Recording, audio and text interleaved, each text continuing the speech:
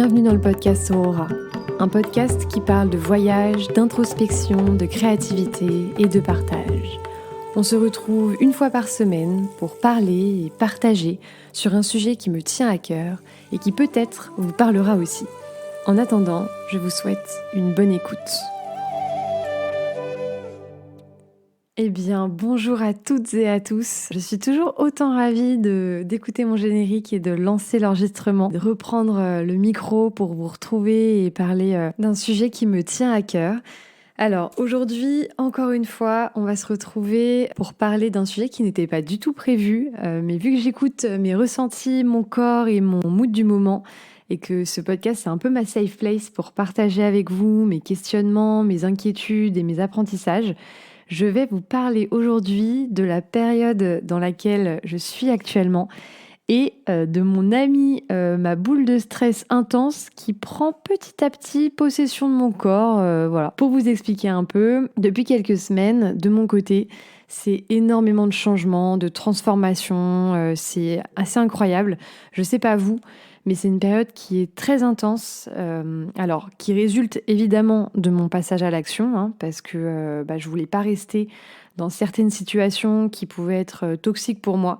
Donc je suis passée à l'action, j'ai mis des choses en place, mais je crois que c'est vraiment la première fois de ma vie que j'ai autant de changements et que j'apprends autant sur moi. Alors évidemment, c'est que du positif, je m'en plains pas du tout car je concrétise mes projets, notamment le podcast, et j'en suis super heureuse. Mais néanmoins, et peut-être que ça va faire écho en fait à mon dernier épisode sur comment j'ai passé le pas de partir toute seule en voyage, mais je fais face à énormément de peur. Pour ceux qui ont écouté donc cet épisode-là, je suis actuellement en fait dans cette période et dans cette situation similaire de quand je souhaitais partir à l'aventure et que j'ai découvert le Népal, que la vie m'a mis sur ma route ce pays-là et que mes peurs et ma confiance en moi m'ont littéralement dit jamais de la vie, ça on n'ira jamais, attention c'est dangereux, on n'est pas capable de le faire. Sinon, autre comparaison, je vois ça un peu aussi comme dans Vice Versa. Là c'est alerte générale dans mon cortex préfrontal, lumière rouge, alarme, et tout le monde est en panique. Et en fait, je fais cet épisode pour ça, pour vous partager que parfois on passe des aventures de vie, on apprend, on gravit la montagne, et puis d'autres aventures arrivent, et une nouvelle montagne arrive, les mêmes peurs reviennent, et qu'en fait, on fait des pas petit à petit, et moi j'apprends jour après jour à prendre mes peurs, encore une fois, peur après peur, et les sécuriser, et à réussir à mettre mes projets en place.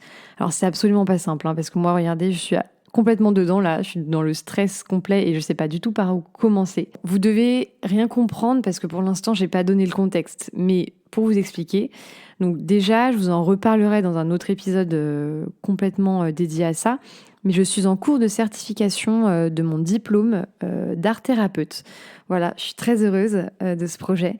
C'est ma prochaine nouvelle aventure et mon plus gros projet, mais ça m'effraie énormément.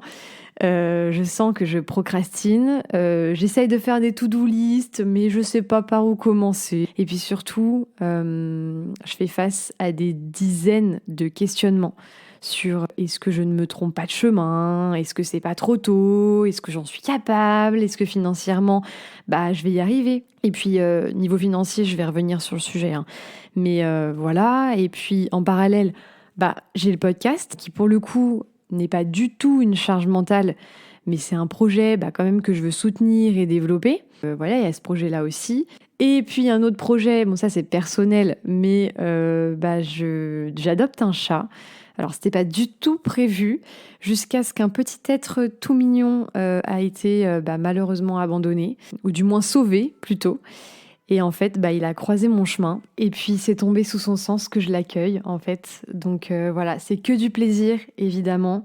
Mais c'est encore une pression que je me mets parce que c'est la première fois. J'ai jamais eu de chat à moi. C'est plein de questionnements, c'est de l'engagement, c'est des peurs de bien faire, de pas le prendre sur un coup de tête, etc. Donc ceux qui connaissent le sujet vont peut-être me comprendre.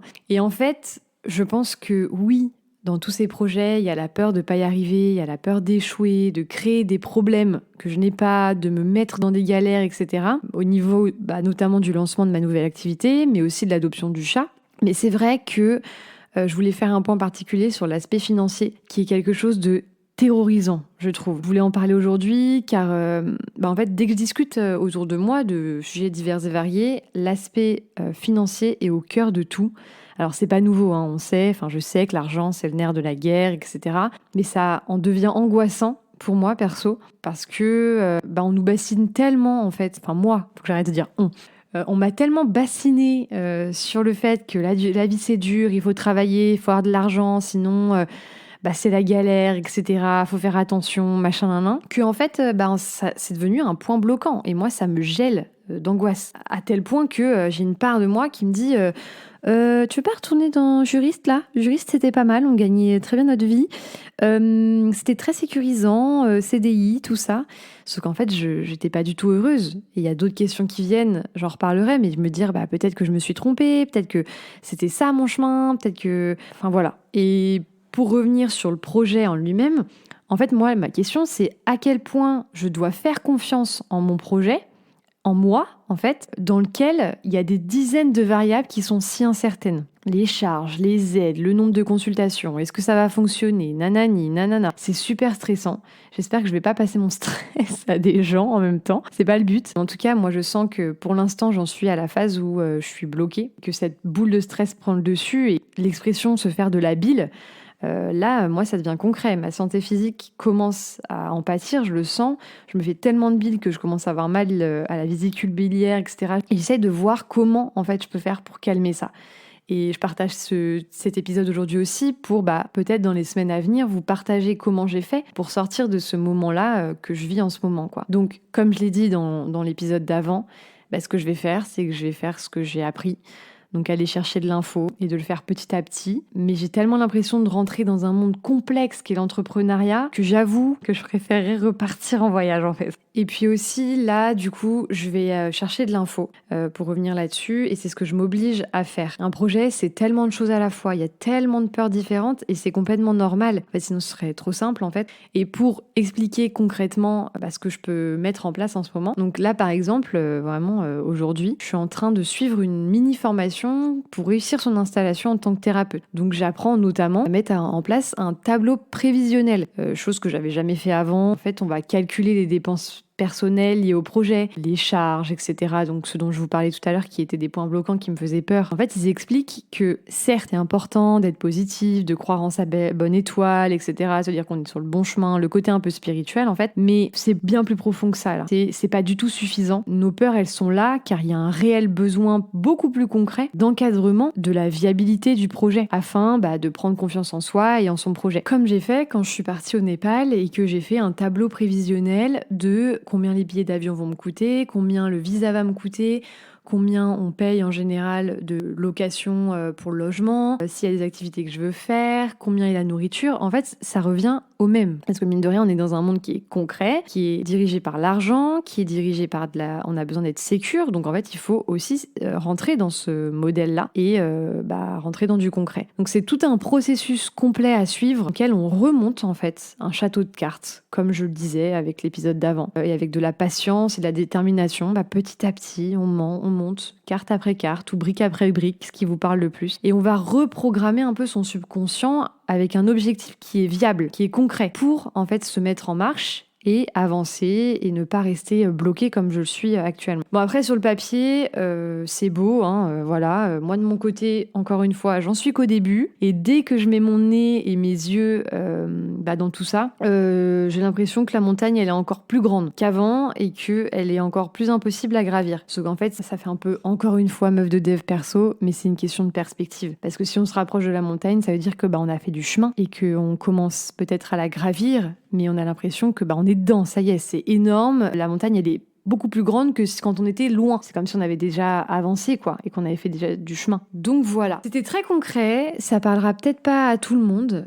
Mais globalement, on peut aller chercher de l'info, sécuriser son projet pour en fait psychologiquement se sécuriser et pouvoir continuer à avancer. Et comme je disais dans mon précédent épisode, c'est que c'est applicable à notre projet pro, mais c'est aussi applicable à nos autres projets. Un projet de partir en voyage, moi j'y fais face aux mêmes peurs, à nos projets relationnels. Enfin voilà, on arrive à la fin de l'épisode qui n'a peut-être pas forcément parlé à tout le monde, mais c'était surtout pour vous partager encore une fois mes inquiétudes dans lesquelles je suis, dans un process qui est énorme, qui m'arrive en ce moment, et dans lequel peut-être vous aussi vous passez, et peut-être que ça vous parle. Et dans ces cas-là, n'hésitez vraiment pas à me laisser un petit message ou un commentaire, qu'on puisse se supporter les uns les autres, qu'on parle de nos peurs, de nos questionnements.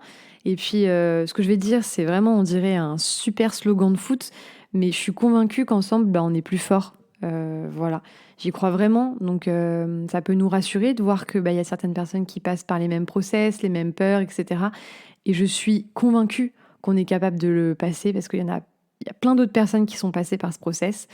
Et voilà, j'ai hâte aussi de pouvoir vous faire d'autres épisodes sur le sujet, vous montrer comment j'ai avancé, comment j'ai sécurisé certaines peurs, etc. Même si je vous ai donné des clés déjà aujourd'hui. Mais vu que j'ai la tête dedans, voilà. Je vais pas pousser plus loin l'épisode. Je vais continuer de mon côté à avancer sur mon projet, etc. Parce que ça me fait vraiment vibrer. Je sais que c'est quelque chose que je veux porter. Écoutez, je vous fais des bisous, prenez soin de vous, ayez confiance en vos projets. Et puis on se retrouve bientôt pour un autre sujet qui me parlera. Voilà, je vous fais des bisous et à bientôt.